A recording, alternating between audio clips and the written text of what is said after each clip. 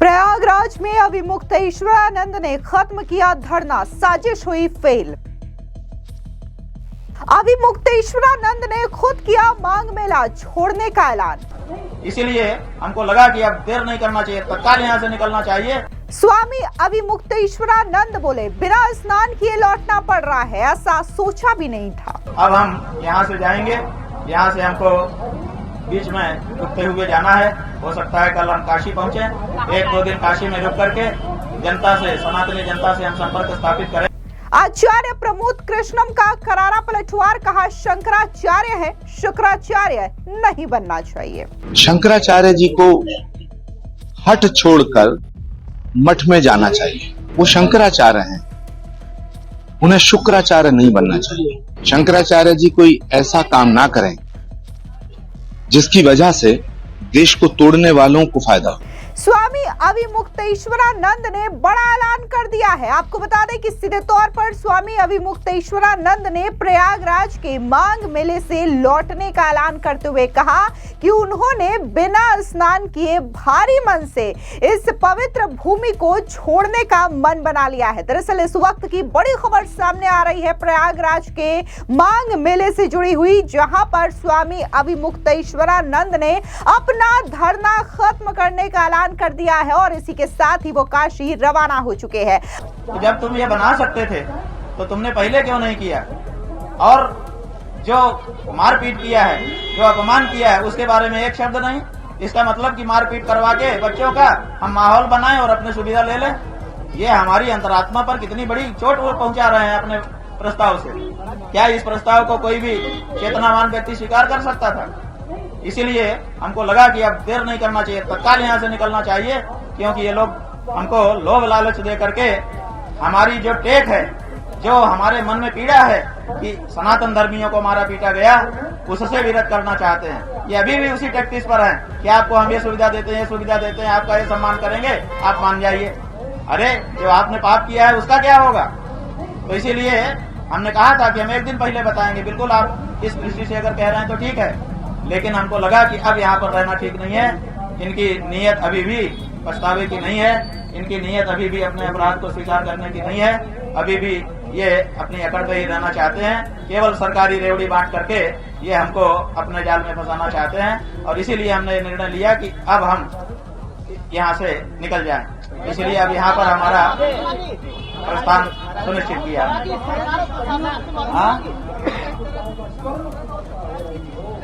किसकी जीत है, किसकी हार है, ये तो समय बताएगा बंधु। किसकी जीत है और किसकी हार है, ये सनातन धर्मी जनता है। अभी इसको अपना निर्णय लेना बाकी है। इसलिए उस निर्णय के पहले हार जीत की घोषणा मत करिए। हार जीत की घोषणा होगी, सनातनी जब निर्णय लेगा तब घोषणा होगी कि कौन हारा कौन जीता। सरकार आपसे माफी नहीं मांगी, प्रशासन माफी नहीं मांगा। कहाँ मांगा? वो तो हमको रेवड़ी देना चाहता है, सहूलियत देना चाहता है और मामले को ठीक करना चाहता है। आखिरी सवाल है, जो अपराध किया है उसके बारे में चर्चा नहीं करना चाहता है। आप कितना मन दुखी है बिना स्नान करके आप मांग मेले से जा रहे हैं? जीवन का सबसे बड़ा दुख यही अभी तक हुआ है। इसके पहले बहुत सारे दुख हुए, लेकिन सब दुख छोटे हो गए। ये जो प्रयाग की धरती पर दुख मिला उत्तर प्रदेश की सरकार के द्वारा और सीधे आदित्य योगीनाथ, क्या नाम है, योगी आदित्यनाथ के द्वारा, ये सबसे बड़ा दुख सनातन धर्मियों को हो गया। अब इस दुख का की भरपाई पता नहीं कौन नेता आएगा और कौन सी पार्टी आएगी वो करेगी, ये तो समय ही बताएगा। अब ऐसे में कहा जा रहा है कि मांग मेला में जिस तरीके की बड़ी साजिश रची जा रही थी योगी सरकार और योगी प्रशासन के खिलाफ, वो बड़ी साजिश सीधे तौर पर पूरी तरीके से फेल हो चुकी है। ऐसे में स्वामी अविमुक्तेश्वरानंद ने प्रयागराज के मांग मेला से लौटने का ऐलान करते हुए कहा कि उन्हें बिना स्नान किए भारी मन से इस पावन भूमि को छोड़ना पड़ रहा है। उन्होंने दुख जताते हुए कहा कि ऐसी स्थिति उन्होंने कभी कल्पना भी नहीं की थी। ये घटना न सिर्फ आत्मा को झंझोड़ देने वाली है, बल्कि न्याय और मानवता पर सामूहिक भरोसे को भी सवालों के घेरे में खड़ा करती है। युवा सनातनियों की ये आदेश है कि जिसने आपके सनातनी प्रतीकों का अपमान किया उसको उसकी औकात दिखा दो। यही हमारा साफ कहना है। बहुत साफ शब्दों में कह रहे हैं, ज्यादा हम अपने शब्दों में मिश्री और चीनी नहीं लगा रहे हैं। हाँ, मौखिक प्रस्ताव था, हमने बताया ना। एक और प्रस्ताव आया था जिसमें बहुत सारा ज्ञान का वर्धन था। हमारे किसी ब्रह्मचारी ने उसका फोटो जरूर मोबाइल में लिया था, अगर किसी के पास हो तो दे दें। हमने तो उसको पढ़ करके हटा दिया था। हमने कहा था कि ये उपदेशकों की भाषा, ये उल्टे हम ही को उपदेश करने वाली भाषा है, इसका क्या मतलब है, ऐसा कहकर के हमने हटा दिया था। हमने देखा जरूर था कि एक हमारा ब्रह्मचारी उसका मोबाइल में फोटो कर रहा है, तो आप चाहें तो उससे ले सकते हैं। भविष्य में माघ मेला फिर होगा, तो भविष्य में आप उम्मीद से आएंगे माघ मेला में, क्योंकि बात यह है कि हमने पहले ही कहा था, ये जो अन्याय हुआ है इसके प्रतिकार के लिए हम यहाँ बैठे हुए हैं। भविष्य में फिर से माघ का महीना आएगा और फिर से ये शिविर लगेंगे, फिर से इसी फुटपाथ पर हम आके बैठेंगे। हमने पहले ही कह दिया था और हमारी लड़ाई जारी होगी। लेकिन हम ये कहना चाहते हैं कि बीच के 11 महीने थोड़े हम शांत रहेंगे। अब ये तो सनातनियों की लड़ाई हो चुकी है, उनके सम्मान की लड़ाई हो चुकी है, इसलिए ये 11 महीने भी कोई हम शांत रहने वाले नहीं है। इस लड़ाई को हम जन जन के बीच में ले जाएंगे और अगर सनातनी चाहेंगे तो इसका निर्णय वो कर देंगे। स्वामी जी, योगी आदित्यनाथ जी गोरक्षपीठ के प्रश्नोत्तर है, तो क्या गोरक्षा हो रही है? दूसरा प्रश्न बात यह है कि गौरक्षा का ही तो मूल मुद्दा है। अगर आदित्यनाथ गौरक्षा करते तो हमको गौ रक्षा की बात क्यों उठानी पड़ती? प्रदेश के हजारों गौरक्षक जो बेचारे रात की नींद खराब करके, जवानी में रात की नींद ही सबसे महत्वपूर्ण होती है, प्रदेश में हजारों हजार गौरक्षक हैं जो रात की नींद को खराब करके बेचारे जान को जोखिम में डाल करके गौओं के तस्करों से भिड़ते हैं और उन्हीं के ऊपर मुकदमा होता है। अभी कल ये यहाँ पर एक व्यक्ति ने आकर के माइक में बताया था, कोई वीडियो आया है कि एक गौ तस्कर ट्रक में भर करके गायों को लेके जा रहे हैं और उनके टायर में गोली मार दी, टायर जो है फूट गया। लेकिन जाने कितने किलोमीटर तक एक एक गाय को पटकते हुए वो ट्रक चलता रहा। एक एक गाय को ऊपर से धक्का मारते थे, नीचे गिर के बेचारी किसी की टांग टूटती थी, किसी की गर्दन टूटती थी और इस तरह से क्रूरता करते हुए वो ट्रक चलता रहा। कहाँ गिरफ्तार किया गया? उल्टे जिन लोगों ने गोली मारी उन्हीं को ऊपर कार्रवाई हो रही है। तो ये जो प्रदेश में हो रहा है ये सनातन धर्म के बिल्कुल विरुद्ध है, बिल्कुल मुगलिया काम है और ये मुगलिया काम सनातनियों के नाम पे नहीं चलेगा। मुगल बन के आओ ताकि हमको लड़ने में सुविधा रहे। ये जो माया का छद्म आवरण तुमने पहना है, अब ये तुमको उतार करके फेंकना पड़ेगा। ये भगवा चोला, इस भगवा चोले को कलंकित मत करो गौ हत्या को बढ़ावा दे करके। और मोहन यादव है, हाँ जी बोलिए। एक छोटा सा सवाल है, जो ये चला आ रहा था ये 10 दिनों से लगातार, आपके लाखों समर्थक, हजारों समर्थक, लाखों समर्थक, ये आगे जनता के आप बात यह है कि हम सबसे अभी चर्चा करेंगे, चर्चा करके निर्णय लेंगे। सबकी सामूहिक लड़ाई है ये। अभी तक तो हम इसको अकेले स्वर दे रहे थे, अब हम यहाँ से जाएंगे। यहाँ से हमको बीच में रुकते हुए जाना है। हो सकता है कल हम काशी पहुंचे, 1-2 दिन काशी में रुक करके जनता से, सनातनी जनता से हम संपर्क स्थापित करेंगे और फिर एक रणनीति बनाएंगे। उस रणनीति के तहत जो भी होगा आपको बता करके, बिना बताए चोरी छुपे नहीं, कार्यक्रम घोषित करते हुए अपने अभियान को आगे बढ़ाएंगे। ये सनातनियों के सम्मान और स्वाभिमान का प्रश्न है और स्वाभिमान और सम्मान से कोई समझौता नहीं है। अच्छा, ये लड़ाई यही रुकेगी, आगे और उससे बड़ा प्लान है या क्या कहना चाहेंगे? ओम नमः शिवाय। आगे और कोई? ठीक है जी, धन्यवाद। आप लोगों ने बहुत सहयोग किया, बातें सरकारों तक पहुंचाई, लेकिन कोई निर्णय नहीं निकला। आपका इसमें क्या दोष है? सबको बीच में जिन जिन लोगों ने भी देश से विदेश से हमारे समर्थन के लिए आवाज उठाई, बहुत सारे लोगों ने त्याग पत्र दिया, पार्टियों से दिया, नौकरियों से दिया, उन सब के लिए जिन्होंने एक शब्द भी समर्थन में उठाया, सच्चा सनातनी मानते हुए उनको सबको खूब खूब आशीर्वाद दे रहे हैं। स्वामी अविमुक्तेश्वरानंद ने आगे कहा कि जो कहना था वो कह चुके हैं, लेकिन एक महत्वपूर्ण तथ्य स्पष्ट करना जरूरी है। कल प्रशासन की ओर से ब्रह्मचारी के माध्यम से और मुख्य कार्यधारी चंद्र प्रकाश उपाध्याय द्वारा पत्र भेजा गया।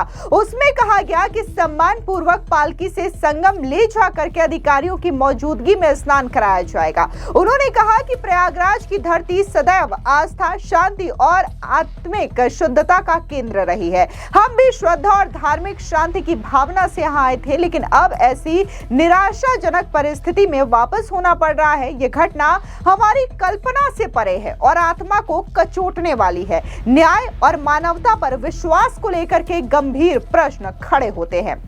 अब जिस तरीके से स्वामी अविमुक्तेश्वरानंद ने यह बड़ा ऐलान कर दिया है, सीधे तौर पर एक बार फिर से उत्तर प्रदेश की सियासत में बड़ा सियासी बयानबाजी का सिलसिला फिर से शुरू होने वाला है। दरअसल आपको याद दिला दें कि मौनी अमावस्या के दिन जिस तरीके से पूरी ठाट बाट और पालकी के साथ स्वामी अविमुक्तेश्वरानंद सरस्वती संगम में जाकर के स्नान करना चाहते थे, तो इसी को लेकर के प्रशासन ने वहां पर सुरक्षा व्यवस्था को लेकर के अपनी बातें रखी, जिसके बाद पुलिस और स्वामी अविमुक्तेश्वरानंद के शिष्यों के बीच झड़प भी देखने को मिली, कहा सुनी देखने को भी मिली, जिसके बाद स्वामी अविमुक्तेश्वरानंद धरने पर बैठ गए और उसके बाद उत्तर प्रदेश की सियासत गर्मा गई। आपको बता दें, जिस तरीके से स्वामी अविमुक्तेश्वरानंद अपना हट लिए बैठे, इसको लेकर के तमाम साधु संतों ने भी करारा पलटवार किया और उनका कहना रहा कि साधु संत को इस तरीके का हट नहीं करना चाहिए, इस तरीके से क्रोध नहीं करना चाहिए। इस बीच कल की धाम के पीठाधीश्वर और पूर्व कांग्रेसी नेता आचार्य प्रमोद कृष्णम का भी बयान आया, जहां पर उन्होंने कहा कि आप शंकराचार्य हैं, आपको शुक्राचार्य नहीं बनना चाहिए। सुनिए क्या कुछ आचार्य प्रमोद कृष्णम ने कहा। शंकराचार्य जी को हट छोड़कर मठ में जाना चाहिए, हट छोड़ के मठ में चले जाना चाहिए। और वो शंकराचार्य हैं, उन्हें शुक्राचार्य नहीं बनना चाहिए। छोटी मोटी चीजें हैं, मिल बैठ के निपटा ली जाएंगी।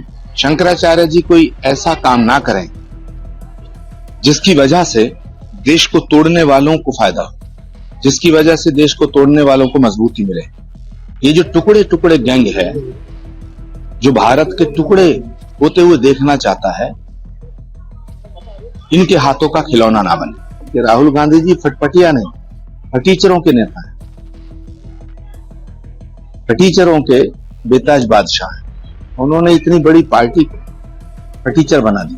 सारे रंग भारत के हैं, उन्हें हरा रंग बड़ा अच्छा लगता है, स्वागत है उनका, लेकिन उस हरे रंग में भारत माता का झंडा होना चाहिए।